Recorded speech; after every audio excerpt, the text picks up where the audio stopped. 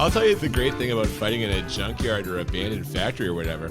There's just a ton of stuff to use as a weapon. Yeah, I mean, why wouldn't there be barrels or like sticks with spikes all over them or other things that you could smash somebody with? Your standard factory apparatus stick loaded with spikes. I mean, it's been at least a dozen where I've found one and then just fought somebody to the death with it, because that's basically what happens in this movie. There are combat zones for sure. Welcome to Bad Movies and Beer. I'm Cooper. I'm Nolan. And today we are discussing a just almost indescribable bit of 80s like regional filmmaking. A treasure, some might call it. Yeah, this is a Florida produced 80s kung fu movie. I'm sorry, Tae Kwon Do movie, or as they call it in the movie, Tae Kwon Do, which may be the correct pronunciation. I don't even know. From a man named YK Kim. We're talking about Miami Connection. Yeah, I had no idea what to expect. I mean, you shared a little bit with me about this last week before we headed off, and I was excited to see what this is, because I love kung fu movies and I love fucking rock music, right? Yeah. So like combining those two things together in an action movie that takes place in Central Florida, how could anything get better? Do you like 80s synth? Oh, God, yes. Yeah. Yeah, of course. And I mean, the soundtrack to this is just heavily played, wonderful keyboarding. It really is. Yeah, this is a virtuoso keyboard performance by whoever the was responsible. That's true, actually. We should have looked that up in the credits, because they actually did quite a good job with the sound on this. And some original songs composed just for this, I guess. So. Yeah, definitely. Yeah, so we are going to be walking through the entirety of this like sub 90 minute 80s masterpiece. It's less than 90. It's about 83, 87. Oh, was it? Yeah. I didn't think about time while watching it, so that doesn't surprise me, but it was pretty glorious. Well, we will we'll cover all of it. But before we do, as always, we've found a beer to pair with this movie, and what do we have today? Yeah, this is a great connection. I mean, this is the Miami Connection, our movie, but we're drinking Florida Man, which, I mean, this movie takes place in Central Florida. It was made in Florida. So this is from the Cigar City Brewing Company, and they're out of Tampa, Florida. They had started like pretty early in the craft beer scene. They were out in 2009, so they've been making beer for quite a long time. And sorry, I'm just getting into it now. Yeah, just do it. I mean, I want to get this out of the way. They were some early adopters of really powerful flavors, so they made really flavorful beers. And I just want to look at a little bit of this can for you. It says, unpredictable varieties of hops used in nearly criminal volumes. Oh, so this sounds amazing to me. It says this ale brewed to pay tribute to the world's worst superhero, Florida Man. And well, you always hear those news stories, right? Florida Man. We can remember Florida Man. Does whatever impossible shit you can think of. Well, to me, YK Kim is the superhero from Florida, because he just is a gem starring in the Miami Connection. Starring and writing and fucking... He casted the bitch too. Yeah, his name was on like 10 of the credits. It was so good. This is a real labor of love, and we're going to see if you love this beer. We're pretty sure I won't. It's a double IPA. Yeah, oh yeah. And as soon as I open it up right now, it smells so fucking hoppy. Oh, it smells delicious. Yeah, this is interesting because we haven't watched a lot of like one person created and made all the movies, right? Like in the couple seasons we've had together, we haven't gone down the well of somebody's passion project as much. I guess the only thing I can think of is in some of our blaxploitation films. Yeah, well, the Rudy Ray Moore movies, of course, are mainly driven by him. That's a great call by you. Right, and those are obviously some of the most highly rated by us in here, both for content. One of them was a crit 20. We had Human Tornado was for me. It was a crit 20. So, I mean, I'm excited for this. I think that kind of filmmaking gives a lot of promise to scoring highly on our podcast. Just a maniac with a vision. That's what we got. We're going to have to look out for some more of those people. I know we've been recommended by some people. Other people who like to make those kind of movies. I think there's a guy out of Vegas. Neil Breen. You mentioned Neil Breen like a season and a half ago. We've got to get to that at some point. We got to do a Neil Breen episode, because I think that would probably place highly in our on our scores as well. Well, we will see. But why don't you go ahead and pour yourself some of this Florida Man? Oh, it's open and it's pouring. All right. And in this movie, we open with shots of the Florida coast and an insert that says "Somewhere in Miami." We see two groups of goons with guns and a couple of guys with boxes, and we can tell that some sort of deal is about to go down. Also present at this deal ninjas as we see them stealthily moving through the surrounding brush. And at this point, my hopes for this movie are through the roof. Like legit. So after watching this, I'm like, okay, so I assume this is happening in Miami, right? They're showing scenes of the beach, and this is where this drug deal's going down. No, Central Florida. Well, no, the movie happens in Central Florida, but I feel like this drug deal is happening in Miami Miami. is probably how the drugs get into Central Florida. It's very close to... Well, and they also show... Wait, is it close to... Not Colombia. I don't know geography. No, not Colombia. Cuba. It's close to Cuba. But the yes. cocaine's not coming from Cuba, is it? Or is it? No, but it probably comes by water. That's a port city. And Miami is pretty much as close as you can get on the eastern side of Florida to the bottom, right? So that's why maybe it's coming in that direction. But I was really struggling to understand why it was titled Miami Connection. I think that's because the drugs are coming through Miami. That has to be the connection for this title. I don't know. I guess, but this is the literal only scene in the film that involves Miami. And cocaine. Yeah. They've got bags of it. It sure looks a lot like powdered sugar, in my opinion. And after one of the guys confirms that it would, in fact, taste delicious on French toast, it appears they've got a deal. But not so fast, as the ninjas strike, first throwing a star right into one guy's neck, which had a bit of a delayed reaction there, and then katanaing a guy right through the forehead.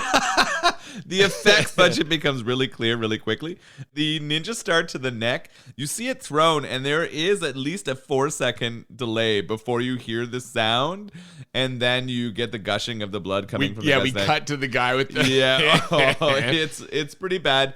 Now, they use a lot of sound to tell us what's happening in these fights because the actual action itself is comically slow. It's slow, but at the same time, it is great. Yes. Yeah. My favorite part is when one guy with a big lead pipe tries to hold off a ninja with a sword, only to get his arm chopped off. And as you point out, every move they make is so slow. Now, the hilarious part about these sort of gangs who were trying to get the drugs into Miami is that they all have Uzis, yet none of them can hit anyone with them. No, they're fighting guys with swords, and they can't shoot the guys with swords. The guys with swords just chopping off arms and fucking whatever. They're holding down the trigger and just praying and spraying. Literally, their guns are like firing around, and it doesn't get near anyone.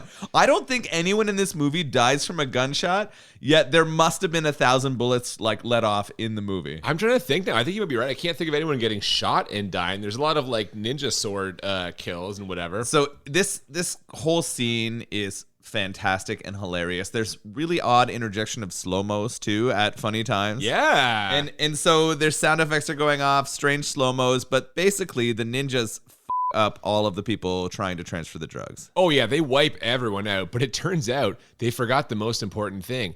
Grabbing the money. Now, we don't know who their mysterious leader, who is the only guy wearing white in this ninja outfit, is, but he lectures them about how they need no more mistakes. Now, during this sequence, we also had a biker gang that was seemingly approaching this deal. I thought they were involved in it, but I guess they were actually somewhere else, as they never appear where the ninjas are, but we do see more of them in the opening credits, speeding towards a club that also houses a band that we see performing, a band called Dragon Sound. How would you describe Dragon Sound, Noel? Oh my goodness. This intro is interesting. The cuts between the bikers, the musicians, and some like martial arts training is really telling for what we're going to get in this film. Like they are, I'm happy all over this the place. happened because it's coming out here. Dragon Sound is this like fantastic musical outfit. It has a slightly older man who plays... Hold on. Slightly older? Yeah, he's a lot older. Are you talking about YK Kim? Yeah, YK Kim. He's like at least 15 years older than everyone else in the band. So there's a bunch of young guys and then like from different backgrounds, and we're going to find out later they're all orphans. And they're... Well, not necessarily. Oh, okay. Sorry. But yes, they're allegedly all orphans. We'll come back to that. Yeah. So they're all topless, wearing like martial arts pants. The lower half. They've got the lower half of martial gi. arts. Yeah. And they're playing guitars, drums, some keyboard, and they are doing martial arts moves while singing some of the sweetest, like, positive message 80s songs you could ever imagine. Dude. All of their songs are about being friends forever and or the powers of Tae Kwon Do. And loyalty and honesty and all of the good things. So we've got this like group of orphans playing this music that everyone in the club is fucking killing it to. They're going like, crazy for it, yeah. They're loving it. The message does not fit with all the people doing cocaine and like getting down in the club. But, it doesn't matter because they're so enthralled with both the martial arts and the positive message that they are rocking out. And there is a woman with them dancing on stage. Yes, we get like a full performance of their song here. Their lead guitarist, by the way, you thought he looked Jewish. You turned out he's Italian. He's basically, it's like a combination of Freddie Mercury and Neil Schon, the lead guitarist from Journey. That's fair. Yeah. He's got a mullet. He's got a glorious mustache, and he is really, really giving. He's singing kind of their first song, though, as well as playing lead guitar. He is. Now, that woman you mentioned, she is one of the drug dealer's sisters. She's dancing on stage, and she also shares a kiss with, I think he's the bass player. He's John, right? He is John, What's yes. confusing is she's Jane. The drug dealer's name is Jeff. Yeah, and we also have a Jim. Yeah, Jim is the drummer. black member of the band.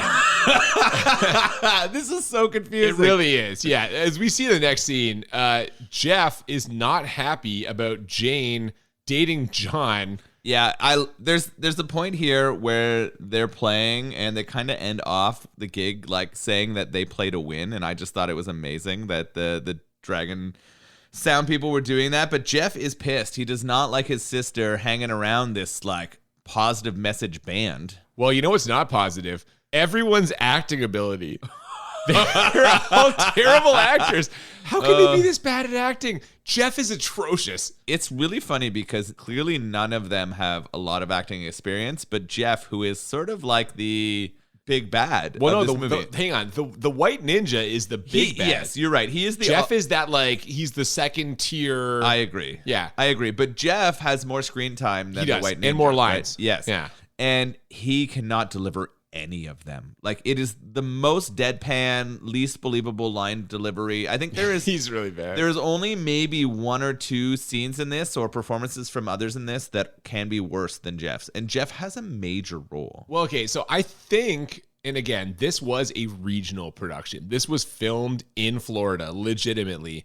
YK Kim is from Florida, and I believe they cast a lot of locals. Well, they would have had to because they didn't have the budget. You don't often hear about the legendary acting pedigree that comes out of Florida. No, you know what I mean? No, I don't know. There's probably a hotbed. some good Floridian actors and actresses, but there's got to be some. I felt like all of the J's, like anyone with a J name, was a shit actor or actress. Like, it was not going well. Shots fired at Jim, who he's Jim. Jim has the worst dramatic scene in the entire movie. That comes up soon. Yeah. Oh my God. Before that, we get a confrontation scene here at the club where the band that got replaced by Dragon Sound gets into the face of the club owner, only as we quickly find out he knows Tae Kwon Do also. At this point, I'm assuming this scene is a setup for something that will happen later, but there is zero payoff to this. I mean, on his part, the owner knowing Tae Kwon Do, nothing. We get nothing out of this. Oh yeah, there's not a ton of it. The only good part is the owner who has the club and gave our Dragon Sound group the opportunity. He fucking uses his skills to kick the ass of 4 people who come after him. And he sort of like kicks them out of the club, and they're pissed off. They're going to look for revenge. And who are they going to look for that revenge? Well, we're going to see that a little bit later on. They go to Jeff because Jeff apparently is just the conduit to all sort of crime in Central Florida. Speaking of which, it appears we've got another drug deal on the horizon as Jeff makes a call to confirm some details and then meets with the white ninja boss from earlier. How is your sister? I'm really concerned about her. She's still hanging around with the damn band Dragon Sound. And the ninja master says he'll take care of it. But as we see in the next couple of scenes, Dragon Sound is just blissfully unaware of all of this. Yeah, they have no idea. They're busy going to school at the University of Central Florida. Go Knights! Apparently, Jane is like a future like computer programmer. She's going to work for Apple later, but she's on the ground floor of computers. Oh my God, yeah, they were like seriously floppy disk computers at this time. As they were 100%, yeah. They were doing like just silly programming, but they were 4th in the country in the computer programming awards. They were very proud of themselves. What? Is that a thing? Yeah, the professor says it and draws it on the board. There's just like this weird scene where they spend too much time in it.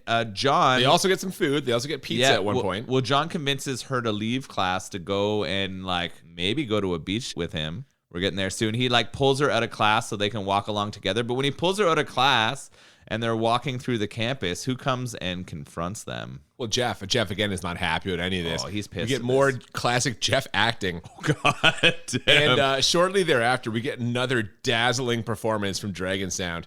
And after that, they leave the club and head out on the town. But not only are they being followed by the old house band, they also get boxed in by 4 other cars worth of goons. So it is fighting time. What we learn quickly is that Dragon Sound ain't nothing to with. These guys know what they're doing. Yeah, so there is 5 or 6 cars full of Florida thugs ready to kick their ass. But you know what? They're not going to take any of it. Mark, our main man, right? He flies out of the car and starts kicking people in the face. Also, our big tall guy, John, is an ass kicker. He is putting people down, too. Those two do most of the damage. Mark, by the way, is YK Kim, screenwriter / casting director / driving force behind this movie. Yeah. Again, the combat is a little bit slower than you would expect in a martial arts film, but knowing the budget. The constant presence of slow motion also slows it down a little bit. Yeah, it's weird. The timing is funny. I found it was interesting because there was a bit of a pattern in the fights. They would like kick a couple people in the face. They would run away to a slightly more isolated place, and then they would fight one-on-one against the other guys every single time. So, but they would also hide around a corner when the guy got close. More face kicks. That was that was their move. Yeah, they clown these dudes. And what we learn in the next scene, as you mentioned, not only are all of these guys good at Tae Kwon Do, they're all apparently orphans, except maybe not Jim. He's the black guy in the band, and he at least has a photo and some backstory about his parents, which he delivers in an absurdly dramatic monologue. My mother was Korean, and my father was Black American. They say that they loved each other and they were real loyal. But then when he finished military duty, he left, and we never saw him again.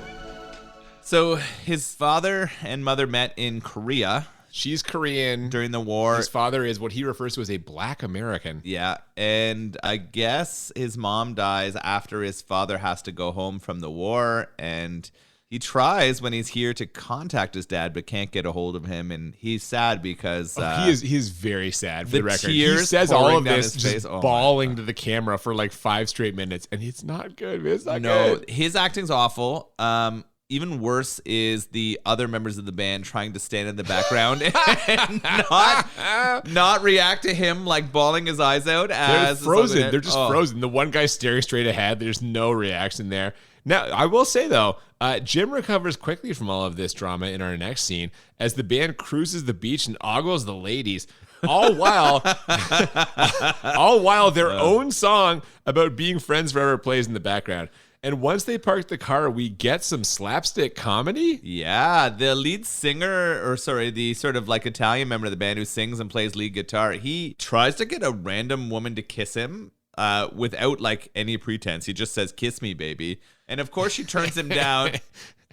By turning him down, she shoves him into a group of sunbathing women. Yeah, he lands on top of another lady. And then he lays on her chest and like makes some inappropriate comments to her. And then a group of like 4 or 5 other ladies slap him as the other band member has to drag him away. But they're also throwing like bricks at him or something? What were they throwing at him? Where did they get these things? They were shoes, I thought. I thought they were throwing their shoes at him. Maybe. But there's all of this going on. At the same time, Jane and John, our very tall gentlemen, are like on a beach chair in the water. Yeah, they get a little romance here. They're making out a little bit. Who puts a beach chair inside the water? I agree. It's an odd choice. I've never seen it, but they do it. They do it. They show him hanging her like at the beach. He does not do that necessarily. Yeah, we don't know. They allude to it. It definitely happens. So part of her needs were satisfied.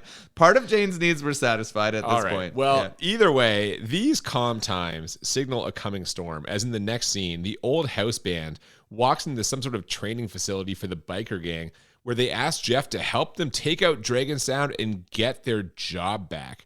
Now, speaking of Dragon Sound and training, we get a weird slow motion sparring session between YK Kim and a couple of the other Sounders. This whole sequence is just a YK Kim off session. That's all this is. No, absolutely. They have one of the guys come at him and do some kicks and punches, and YK Kim resoundingly kicks his ass, and then they give Tall John a fucking knife. And they're like, try to stab me, Tall John. Try to stab me. I believe this is like one of those Halloween toy knives where when you press in, it like slides into the handle, because we see YK Kim, like John lunges at him, YK Kim turns the knife around and seemingly shoves it into John's belly and no damage. So I think that's like a plastic knife The blade slides into the handle. It's to practice knife attacks. Either way, if it was possible for a combat sports sparring session to embody the spirit of friendship, this would be it. The general tone is just so friendly. It's so happy and so friendly. And after this, we kind of cut to the band talking about what they want to do in their future. And their one buddy is kind of like a little worried about continuing to play at the club because he's worried about Jeff and his damn friends and their cocaine. Yeah, they're unwinding with a Pepsi. And this guy literally says, he's in there every night. His damn gang selling that stupid cocaine. It was the way the line was delivered was so innocent and ridiculous. I was laughing so hard. And this guy then comes up with the idea to tour the world and visit all of the Taekwondo dojos and bring their in positive their homelands messages. though. Yeah. He wants to go to the homelands of each one of these orphans. We get a restaurant scene here now as some young punks try to run out on their bill. So the restaurant owner, who of course also knows Taekwondo, beats the shit out of them. Dragon Sound rolls up at this point and they bond with the owner over all things Taekwondo. Was it a pizza shop? No, I think it was a Korean place. If it had been a pizza place, they could have had some sweet dough puns. I thought it was going to be more significant, like this guy was going to come rescue them. There's a lot of scenes like that where it just leads to nothing. Yeah, I didn't understand why they included this. And I mean, the answer can always be it was 80 minutes long. That's exactly right. Yeah, I smell some padding. But when the band leaves this restaurant, they find a note in their car telling them there's trouble coming from Jeff. Ooh, Jeff is not okay with what's happening here. He doesn't like that the other band's been beat up so badly, and he doesn't like his sister messing around with such an honorable crew. Well, but Jane doesn't like her brother meddling in her affairs, so she confronts him, and he once again tells her to stay away from John/Dragon Sound in a scene that confirms that bad acting runs in their family. I think this is the worst acting scene in the entire movie. They're both bad. Yeah. And I like Jane, but I do not like her in this scene. This is just a horribly performed section of the movie. It was so bad seeing this older brother who's taken care of his sister since she was a little girl, since both their parents are fucking dead. Wait, is she an orphan also? Yes, she's an orphan too. Oh, she doesn't live in the orphan house, so I couldn't figure it out. No, I know, but it was brutal. I was really upset with the acting at this point. Were you upset with the next fight scene? No, because the sound effects of this scene were fucking phenomenal. You know what? Dragon Sound shows up at what looks like an abandoned loading dock where Jeff and the old house band and a bunch of goons are waiting. And this is the scene that confirmed it for me. The sound effects in this movie are absolutely incredible. The kicks, the punches, the guy who gets his face smashed into a train wheel is crisp as hell. They really were on point with those sound effects. The first two visual effects we saw, the blood spurting from those other ones, were a little bit meh for me. But right here, this fight in this train yard is fucking popping off. I'm really enjoying myself. Jeff and his goons have set up a trap, yet somehow Dragon Sound keeps kicking their ass. Oh my god, yes. Despite being dramatically outnumbered, Dragon Sound makes short work of these fools. And when the cops show up, everyone has to scatter. And I love that when they get out of the car, the cops literally say, Where did everybody go? I don't know. Looks like another gang. We need to get these gangs out of Central Florida anyway. That's true. Let's get out of here. just first-rate police work there, guys. The only actors who are worse than the Jays are these cops. The guys who play these cops are the worst actors in the entire movie. And then after it goes to the Jays and Jeff being the top of the J pile, the guy is a sack of shit, whoever that is. I agree, man. We get a little motorcycle montage now as the Ninja Master and the bikers cruise around Central Florida to a song that is honestly actually called Tough Guys. No, it's not. It really is. Serious. No, I'm serious. Anyway, they stop at a biker bar to crush beers and check out some bubes. One guy even sticks a nail up his nose. These are Florida men through and through. Yeah, they go perfectly with our fucking beer. These are the superheroes we talk about when we're talking about Florida men. These bikers are quite an interesting group. It's interesting to me because the head of the people who are riding is the head of the ninja group that we saw at the start. He's the white ninja, yeah. He's the white ninja. He's in there with the crowd. They're showing a bunch of local bikers at a bar and a bunch of women who hang around the bikers. There's a strange random nudity. We see breasts. We see an ass. It's the only nudity in the movie because we know Dragon Sound is pretty... PG. Yeah, I agree. These bikers are willing to push edges a little bit. Jeff shows up and he's wearing like the most ridiculous hat ever. Yeah, he's wearing like a Colorado school something. It's really fucking strange. I don't understand. So Jeff shows up to talk to our white ninja friend and tell them once again how much of a problem Dragon Sound is. Oh, they're a problem, but we got to look at their home base now. YK Kim apparently uses one of those blankets they put in the bottom of U-Haul trucks as a sheet. And after a peaceful night's sleep, the team fuels up with some fruit and milk because they train healthy, see? I mean, when you're a group of orphans, it's not like you have a lot of choice in the kind of sheets you're going to get to use. When your whole profession is teaching Tae Kwon Do to each other and then playing the occasional Central Florida bar concert, you're probably hurting for a bit of money. Oh, I believe it. And after some brief conversation, they're off to class. Again, at the University of Central Florida. Go Knights. I guess YK Kim is a mature student since he's like fucking 40. He wore a lot of makeup in this movie to try and make him look younger. It almost made his face look clay-ish. Oh, yeah. Now, this whole them on campus sequence, complete padding. Like, they just walk through campus, they high-five some people, they get in a car, and that's it? Like, come on. I mean, I guess the high five was to show that they're now gaining some traction in Central Florida. Hey, Dragon Sound. Dragon Sound is now recognized on campus. It was hilarious that they each wore the same like UCF shirt. No, they were different UCF shirts, but they all had a UCF shirt. I thought it was funny. Wait, you're saying you don't wear the shirt on campus? It's like how you're not supposed to wear the band shirt to the concert? Is that the deal? No, you absolutely don't. You own one and you wear it when you're not on campus, but you absolutely don't wear it on campus. Okay, well, things pick up in a second when the guys stop to get some food, and some of Jeff's goons grab the Freddie Mercury-looking guy from earlier. They bind him up and stash him in a shitty basement, and later they use him as bait to lure Dragon Sound out for another fight. Yeah, I mean, Jeff's group is kind of desperate now, right? They know they can't fight our main character here. Mark is too strong for them, and even John has shown he's a bit of an ass kicker. So they take the mustachioed Italian guy and they just kidnap him. I love the tense synth music that plays as they stealth their way in here. And for the record, Dragon Sound, not pulling punches anymore. Many of their takedowns result in fatality, often with hilarious visual effects. Oh god, yes. Dragon Sound will not stand for hostage taking. They're holding nothing back here. One of the guys gets hit in the neck with a stick and it's like cracks him open and blood squirts out of his neck. It's fucking fantastic. Yeah, I like that. He's got the fucking gore on the side. Yeah, man. Oh yeah. So they're no longer going to be allowing anyone who's in their way to live. And so it's all of Jeff's goons against them, and Jeff's just sitting there like a fucking enjoying the show from a lawn chair. Well, at first he is, but as Dragon Sound makes their way through the abandoned factory or whatever, Jeff himself springs into action. He quickly takes out Jim, the guy who may or may not have parents, and then we get a one-on-one showdown with him and YK Kim that results in... It results in Jeff hilariously falling to his death. The sound he makes as he drops is incredible. Oh, they kind of fight their way up the scaffold to where a member of the band is tied up and they're fighting on the platform where he is. They do this weird shot where they show the floor of the platform before Jeff falls to his doom. He falls to the ground and it cracks open his skull. You see blood ooze out. It actually looked okay. Some of the blood effects in death are actually... No, hang on. It looked okay, but the sound he made when he fell, it was like the fucking Anakin Skywalker. No, it's really bad, man. I agree with that. I meant the shot at the end when he was dead. And when he's laying there? Yeah, but you're right. There's so much bullshit here. They must have taken out like 30 people before getting to Jeff, and now Jeff's gone. So everything's good, right?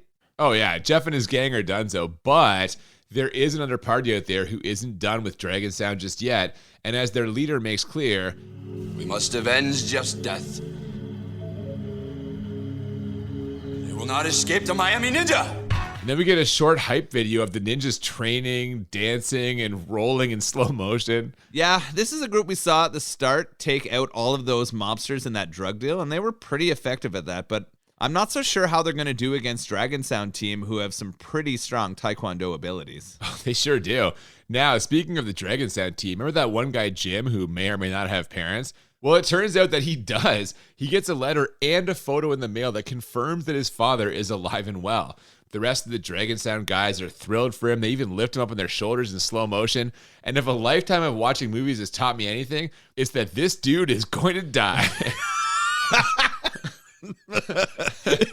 Yeah, I called this immediately. I was like, oh, Jim's in trouble. Oh, he's in a lot of trouble. Yeah. As soon as a good thing starts happening, we know the ninjas are coming and someone's going to take him down. This is sort of the easiest way to set up a level of conflict into this film. Oh, yeah. They're giving him sympathy. Oh, we're so happy for him. You They're know? all pooling their money so he can buy a nice suit and see his dad. And so that's what we do. We get a funny set of scenes where they're dressing up and fancy and they're ready to go. So we got John, our big, tall man. We've got Mark, who's the writer and does everything in this film. And then we've got our man Jim, who's got a new suit, and he's going to meet his dad. Yeah, but suddenly ninjas on motorcycles attack the car, and wouldn't you know it, one of them slices Jim right through the new suit and chest. So we've got a double trope here.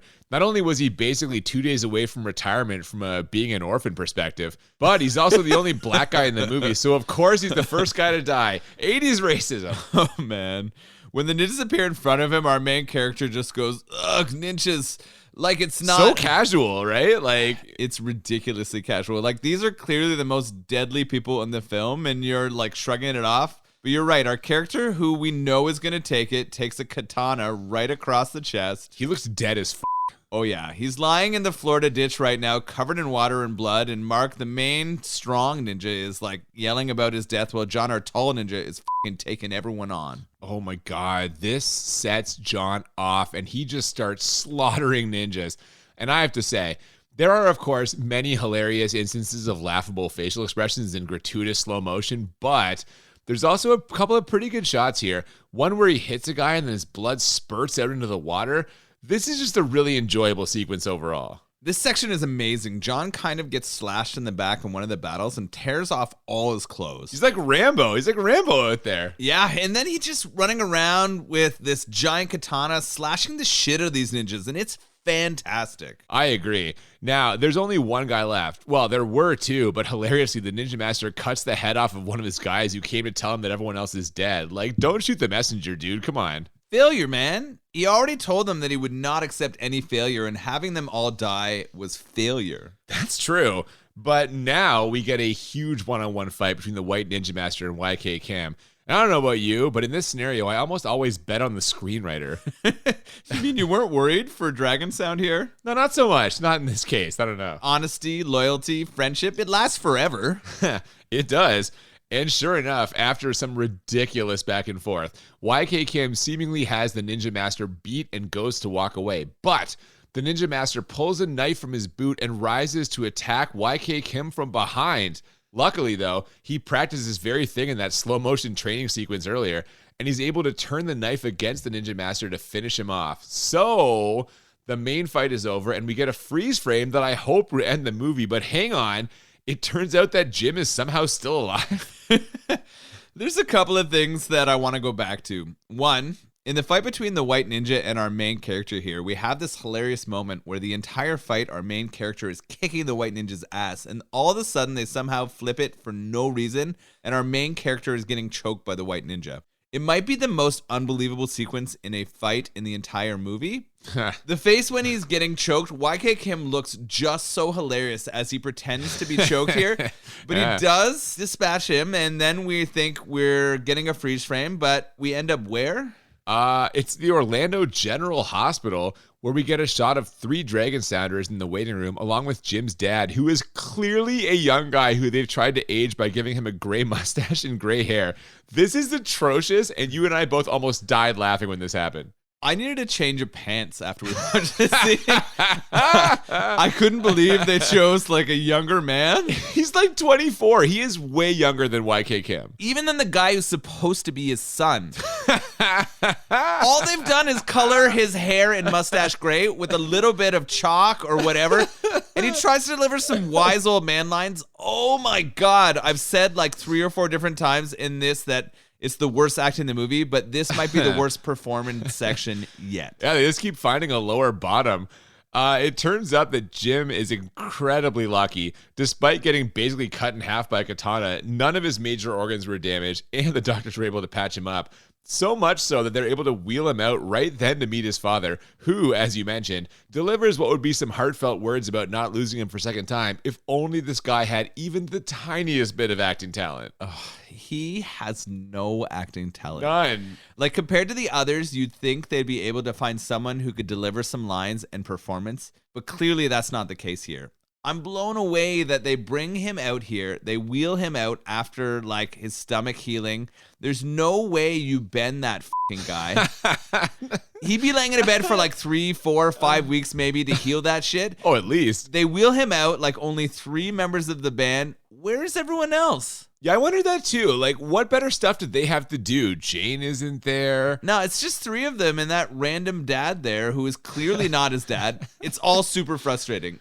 But they're all out. Where are they pushing to now that this has happened? Well, again, I thought we got a freeze frame for the ending. Not true, but the movie's basically over at this point. Jim and his dad are reunited. The band has emerged stronger than ever. And just to put a button on this, when they wheel Jim out of the hospital, we do end things with a freeze frame that I was hoping for. But wait, just to hammer home Dragon Sound's message of peace and friendship, we get an insert telling us that only through the elimination of violence can we achieve world peace.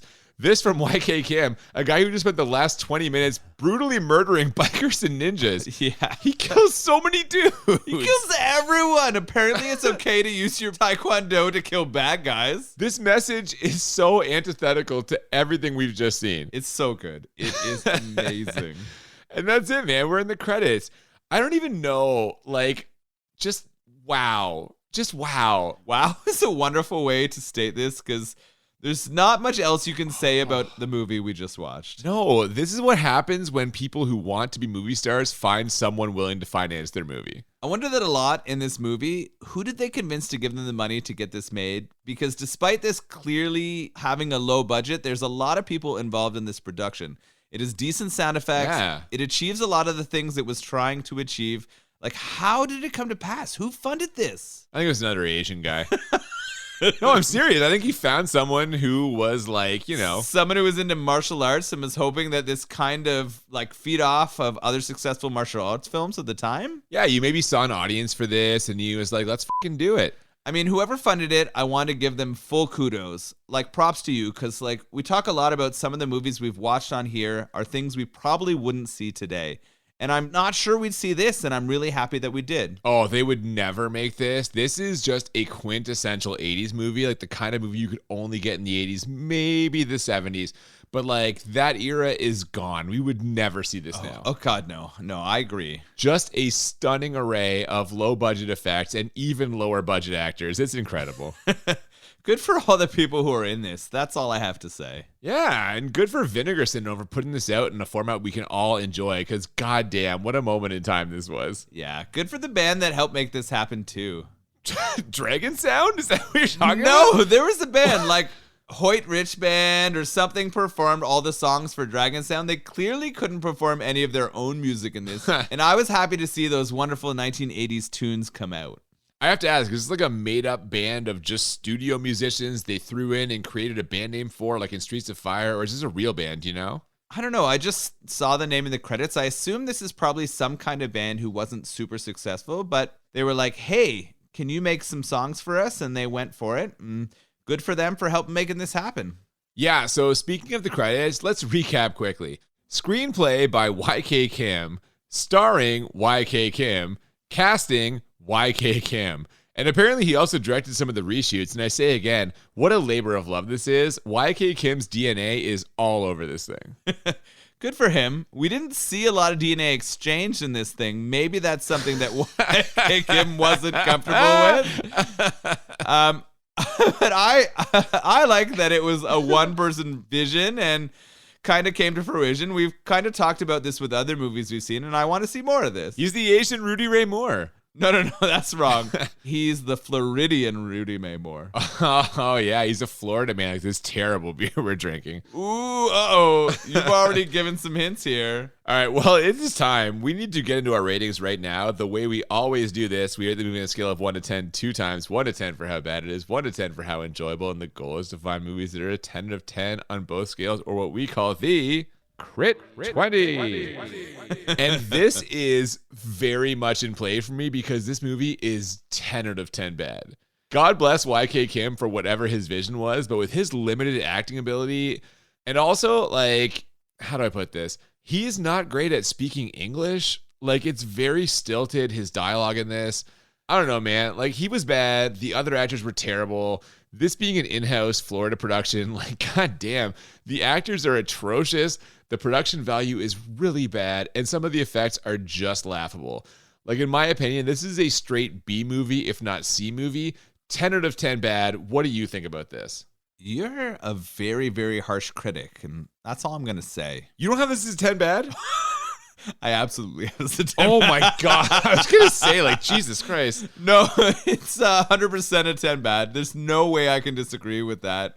It's interesting, right? Because you see something like this and you think about the movie that's been created.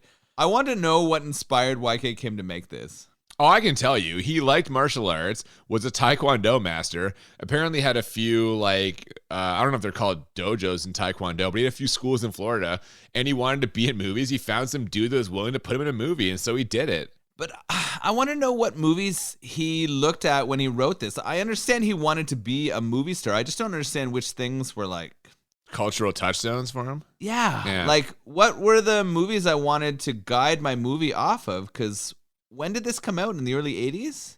1987. So there's got to be some other, like, wonderful martial arts hits coming out before this, right? And that's kind of his guiding light?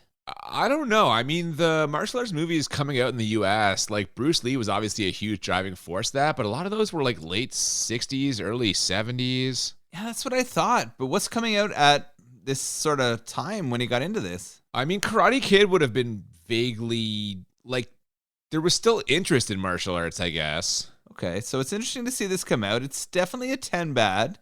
The acting has to be reason number one, maybe side by side with the plot. Jeff is so f***ing bad. This movie has some of the worst actors we've ever seen on the podcast. It's crazy to still be hearing that. Like, we're like 2.5 seasons into our podcast here. We've seen some really bad actors. For us to still be finding new bottoms. Jeff might be the bottom. He is absolutely atrocious, and he has so many lines. Like, I don't even know how to talk about it. It's clearly a 10 bad. Okay, well, then the question now becomes, how enjoyable did you find this movie? So, this movie is f***ing hilarious. Yeah. I laughed harder than I have laughed in a long time watching this. In a bad way or a good way? Oh, great. Absolutely great. Yeah. Part of what made it so laughable was, like, the special effects.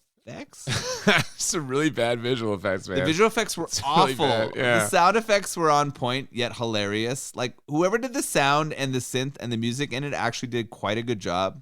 I thought they were enjoyable. The songs they made for the movie were fun and quite enjoyable too. Fit right in with the 80s, 100%. They absolutely fit in with the time. Yeah. I thought they did a really good job with that. The story is bonkers. Like, I don't understand why there's a band who is playing in Central Florida location and they're all going to the University of Central Florida. And they're all orphans, and they all know Tae Kwon Do. They all know Tae Kwon Do. Yeah. And they're taking on the bikers and ninjas of Florida. The f***ing Florida Ninjas. And the Florida Ninjas. Yeah. I don't even understand it yet. They do, and it's amazing and hilarious. And it didn't make sense, but it was really fun. I'm giving it a 10. What? Hey now, it's another Crit 20. 2 weeks in a row? Jesus. Yeah, I just found this incredibly fun. What about yourself? So, okay, this is going to maybe a little bit controversial, but as you know, I just fucking love the 80s. I love 80s music. I love the synth. I love the fucking neon colors, all that shit. And this movie had all of that. And it had that ridiculous action that you've described. And I enjoyed this movie like so much, except there were some scenes that I could tell were clearly padding. Oh, and no. Well, hold on. There were some times where I was kind of like, that scene didn't need to be there. And it kind of like took me out of it for a second, for a little bit. And so I had this as a 9 out of 10 for how enjoyable, except, as you know, You have to add the 1. this movie ends with a freeze frame. And so, therefore, by my own personal rule, I will bump up the enjoyment with the freeze frame ending by 1. So I had it as a 9, but with the freeze frame, I am also giving this a 10 out of 10 enjoyable. It's a second Crit 20. This was a great time, and Wow. I really enjoyed this. The and I'm Miami so happy. Connection. The Miami Connection. Which and has, again, like, this movie has nothing to do with Miami. It's all taking place in Central Florida. we're in Miami It for is a just minute. this insane, like, kind of straight edge Yeah. rock band who does Tae Kwon Do, who fights the mob or the ninjas or Yeah. the bikers, and all of the above. it's hilarious as And can we just say again, Vinegar Syndrome. This was one of their Black Friday. They released Yes. this. I don't know if it was the first time or they released it again. Brand new release, 4K UHD, fucking Blu-ray. I could not pre-order this fast enough. And here we are. We've got a 10 out of 10 on both scales from both of us. Oh my goodness. Double Crit 20, Vinegar Syndrome, Miami Connection, YK Cam. We fucking did it. How'd you feel about this beer? So I think that I've really liked what Cigar City has done in terms of just fucking balls to the wall hops. They did not give a f. Kind of like our YK Cam. YK Kim here just didn't give a f. They just went for it. It is extremely hoppy. I don't love double IPAs just because they get me so f***ed up. This one is actually reasonably smooth for a double IPA. It's not like, you don't have to choke it down or anything. It's reasonably smooth to drink, but it is very strong, very hopped. This is not going to be your bag. I know that the comments coming for you aren't going to be great, but I want a lot more Cigar City Brewing beers, and I would drink this again, but in moderation, So because you're going to Florida is what you're saying. my father-in-law has a space down there, so I get to go down there for reasonably. You married rich, ladies and gentlemen. So I visit Florida quite a lot, and next time I go down, I'm gonna try to see if I can get to Cigar City because I'd really like to visit them. Well, as you mentioned, their beers are available in a lot of states. I picked these up in Pennsylvania, and this might surprise you a little.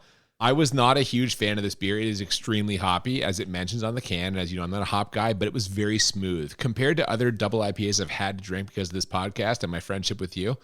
This was a lot easier to swallow, literally, than other ones I've had. So as much as I am not a hop guy, and they have loaded this with hops, ladies and gentlemen, it was a lot easier to drink than I was expecting. Thank God, because I drank about fucking 3 of them. Fucking shit face in this episode. But Yeah. It seems like they know what they're doing. Cigar City Brewing, you get a thumbs up from me. Not my style of beer, but I've had a lot worse. So there's that. Yeah, I'm gonna look for more Cigar City. I did go on their website and it said they were in like 12 other countries. So maybe you look at your sort of places you get booze and see if you can get any from Cigar City, because I'm looking forward to some more. What do we got coming up next week? Well, as you know, it's December. Next week is our holiday episode. We're going to take a break from the Silent Night, Deadly Night franchise that has dominated our last 2 Christmas episodes. And instead, we're sticking with horror. We're going to be watching Black Christmas, the original, not the shitty remake. Ooh, I have heard of this. I haven't seen it. It is an absolute classic of the horror / slasher genre. So get excited for that. Until then, if you have not already, please follow us on social media at the BMB Podcast on Twitter and Instagram. If you want to send us suggestions for beer and or movies, we are always looking for that as well. We love requests. And also feel free to send us an email, thebmbpodcast@gmail.com. Absolutely. We love hearing from all of you. We've had a couple of requests so far this season. We're going to have a couple more coming up later. But please send us more ideas. We love to hear from you. Thank you so much for listening. I'm Cooper. And I'm Nolan. And we'll see you next time on Bad Movies and Beer. Friends forever, loyalty, and honesty. There you go. Survival is the ultimate test.